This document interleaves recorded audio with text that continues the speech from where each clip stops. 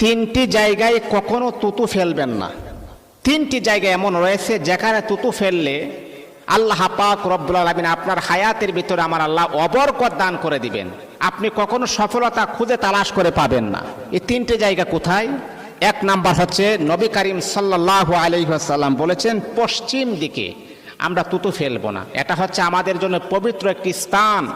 পশ্চিম দিকে আমরা আল্লাহ পাক রব্বুল আলামিনের কাবা ঘরকে লক্ষ্য করে আমরা সেজদা করি, সেখানে তুতু ফেলা যাবে না।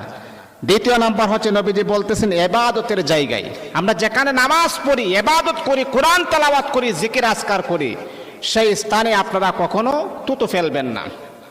যেমন ধরেন আমরা যখন মসজিদের মাঝে আসি নামাজ পড়ার জন্য, আল্লাহ তাআলার গোলামি করার জন্য আসি, মসজিদের ভিতরে আপনি কখনো তুতু ফেলবেন না, নাপাক কাজটা করবেন না, তাহলে কিন্তু আপনি গরিব হয়ে যাবেন, ভয়ঙ্কর রোগ আপনাকে আক্রান্ত করতে পারে। নবী